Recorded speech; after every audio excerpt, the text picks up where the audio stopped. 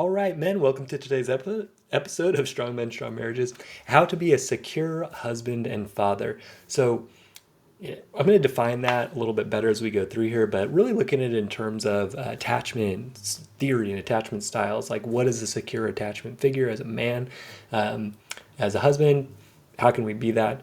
We know we don't want to be insecure, right? But what does it mean, right? A lot of us didn't really see or have like a secure attachment figure growing up. And so, how do we provide that? That's what we're going to learn how to do today. So, my name is Mike Frazier, MD. I'm a psychiatrist and marriage coach. I help high achieving Christian men have more intimate marriages. So, some wins from guys in my program, the Strong Men, Strong Marriages program. Guys are having deep conversations, having walks with their wives, spending that special time together, connecting at that deep level, because these guys are becoming more secure attachment figures for their wives, someone that their wife can feel safe and comfortable talking to. Okay. Guys are repairing after disconnection. One guy had what could have been a pretty significant disconnection, but was able to turn it into a great connection and share his side and hear her side and just connect in a really great way afterwards. And this is just how it goes. This is how relationships go. We're going to have breaks and then repairs. So we just need to be good at repairing, right? Guys, their wives are starting couples therapy after refusing it. Why? Because the guy has taken the lead and he's shown, hey, like doing this kind of work on yourself, it helps, right? And so that makes wives more interested in, he's making some great strides here. Maybe it makes sense for me to do some of the same. Okay, we want to be leaders as the man. Guys are having increased physical intimacy. Always great, right? We want to have that physical intimacy as part of the marriage. It makes it special, it makes it fun.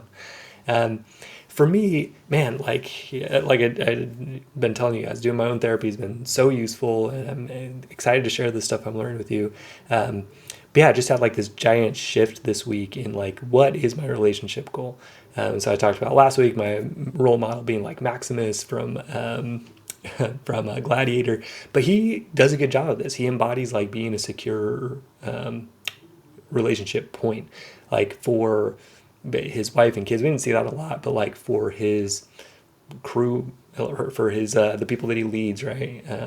For his for his friends, for even the girlfriend, not exactly girlfriend, but it looks like they had a history, right? He's definitely a secure attachment figure for her son. Okay, so anyway, here's the spoiler. Like, I want to be a secure attachment figure for my wife and for my kids and for really everybody. So we're going to define that, and like, what does that actually mean? So what I want you to think about is, what does it mean to you to be a good husband? All right. So a lot of us, we have in our mind, well, it's providing financially. And I agree with you. That's a very important part. But it's not enough, right? I think we know that, even though I know I've fallen back on that a lot of times. Well, hey, like I'm a good husband and father because I provide financially and I provide well financially. And so you guys should all be grateful for that. And look, it's important, right? Of course you want to provide financially for your family, but what you want to be more is a secure attachment figure for your family. You want to provide that to them. That's what you need to provide, okay? So maybe you subscribe to Happy Wife, Happy Life. You think, okay, like being a good husband means I need to do everything my wife wants all the time, okay? No matter what, I'm going to do it for her, okay? I'm just going to do nice things. I'm going to make her life amazing, okay? I'm going to never ask for anything myself, right? Because that wouldn't be being a good husband. Being a good husband means I'm going to bow down and serve her and do everything she wants for the rest of her life, right? I'm going to be basically her servant. I don't need to have any needs for the relationship. That's what a good husband is. I'm not needy. I don't need anything from my wife, okay? Now, what's behind this, though, is, okay, if I do all that, then that's when I get what I want. That's when she should meet my needs. That's when she should give me attention, appreciation, affection, and sex. If I am being this quote unquote good husband that just does everything my wife wants. Now, this is how I operated for a long time. A lot of guys operate this way, happy wife, happy life mindset. But if you're listening to this podcast or have read my book, same name, by the way, Strong Men, Strong Marriages, it'll give you like a better summary of like what I've learned and Yeah, I mean, I'll probably write a new one pretty soon here about this more attachment and like maybe even title it something like this, like how to be a secure husband and father. Um, but anyway, I'm getting off track. It's this mosquito cycle, right? Of saying, okay, like I'm gonna do what I think you want, and then hopefully you'll give me what I want, right? Attention, appreciation, affection, sex. Um, but then eventually, right, you kind of get burnt out of that, and then you get mad and you say, well, I'm providing financially for everybody, and you can't do this one thing for me, and um, you know, yeah, you get tired of it after a while, or you ask for what you need in a really blunt and maybe not very skillful way, um, when you get tired of not getting what you want for a long time. And the problem with all this, right, is you're actually not being a secure attachment figure because you're not being clear. You're not being direct. Um, maybe your wife's doing stuff that's totally inappropriate and you're not setting an appropriate limit on that, right? Maybe she's spending so much money that you guys are bankrupt or nearly bankrupt, but you're not stepping up and like setting a clear limit. Or maybe she is talking to you in totally inappropriate ways and you're not saying a limit on that. That's not being a secure attachment figure either. Getting run over is not being a secure attachment figure. Okay. So, okay, well, how about this? What does it mean to be a good father? Okay. Does it just mean providing financially? Does it mean giving strict rules? Okay. This is what I used to think. It means like really lining things up for them. Okay. And then eventually having the goal be them being independent, right? Out of the house. Um, okay. Maybe you don't agree with it. Maybe you think being a good father means really spoiling your kids, right? Giving them everything they want. Okay. Maybe like I was saying, I thought really the way I thought parenting was and what I had considered success is if my kids could live without me just fine, if they could be totally independent, that was the win. Okay. But man, like, yeah, my therapist really challenged me this week about this. I was like, um, she's like, hey, if your son doesn't want to have a relationship with you after he leaves the house, like that's pretty much your fault.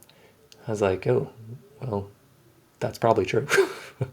but in my mind, I was like, hey, that's not that bad because if the goal was for him to be independent, if he doesn't want to have a relationship with me, hey, I succeeded. He's independent. That's good, right? In my mind, that was like the top. That's the best thing you could do. Them still having a relationship with you, that's actually not even that good. Okay, I honestly kind of thought that in terms of parenting, but then if you kind of have that same mindset, just kind of think to yourself, okay, like what kind of relationship do I actually want with them when they do leave the house? Okay. And what's going to help me get there? So the problem with all of this, right, is it's based on the wrong model. Okay. And so for wife and kids. So attachment framework, I'm just finding it really useful. So if you're more avoidant in your attachment style, you're going to go more independence heavy. Okay, so with your wife, what that might look like is, okay, I am just going to withdraw. She's going to do her thing. I'm going to do mine, and that's great, right? With your kids, it's going to be like, hey, if they leave the house and never talk to me again, that's fine, right? Just that's good. Anxious attachment is going to look more like with your wife, doing all these special things for her, like going over the top, buying her gifts and taking her all the kids and like doing really more than is your fair share to try to like win her approval, right? That's what that anxious attachment looks like with your kids, more spoiling heavy too, trying to do all these nice things for them so that they will tell you how great you are and what a good dad you are.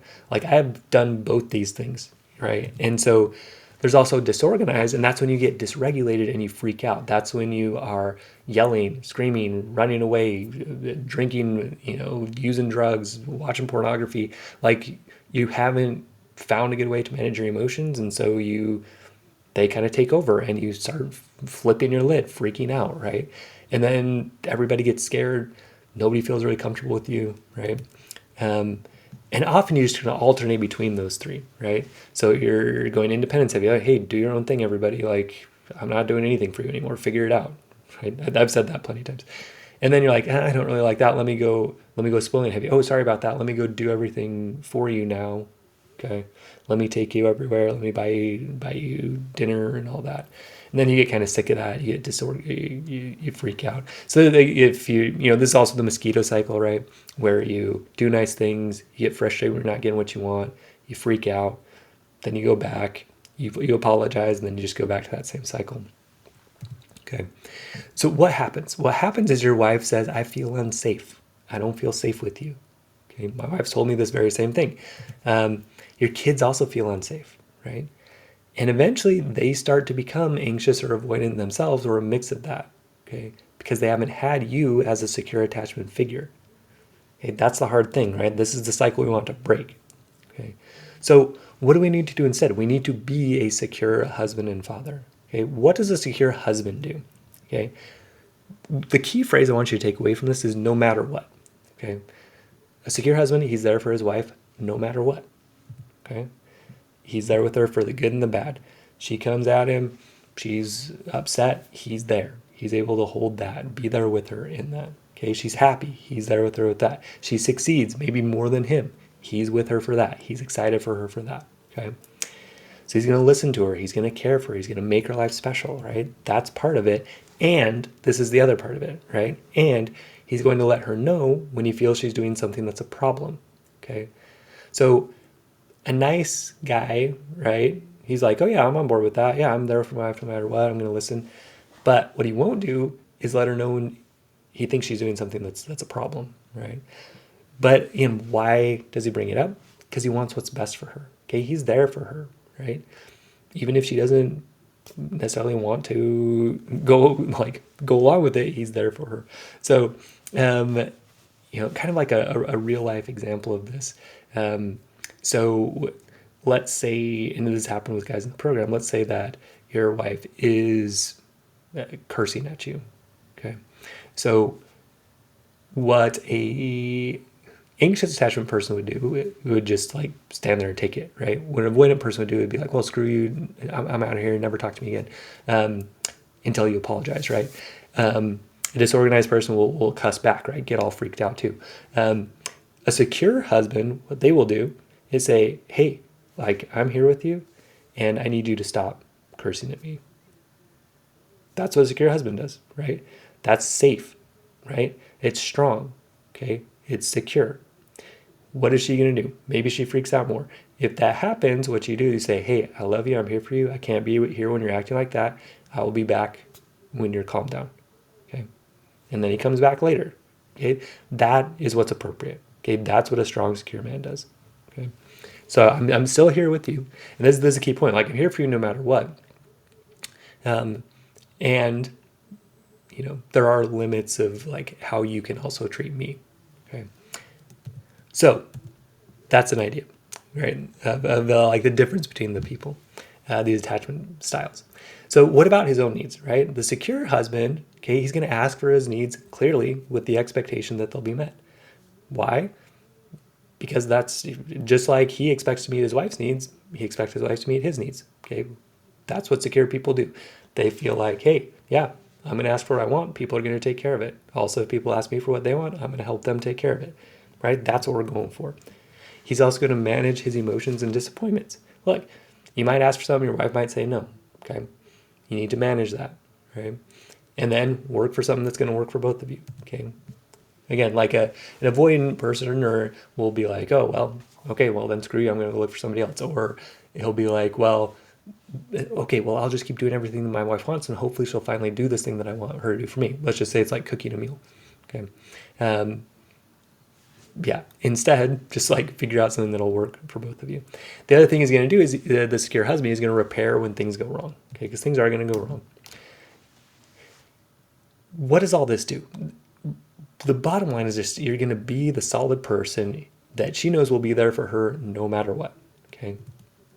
So now, how does she feel? She feels safe. Why? Because you are strong, you're grounded, okay? You're secure. You're a secure person for her. She can come to you, you'll be there for her, and you're going to stand up for yourself. You're also going to call her out appropriately, not to be a jerk because you want the best for her. And when she's doing something that is not the best for her, you're going to be direct about it, okay? So now, what happens? She feels safe, right? And she feels super attracted to you.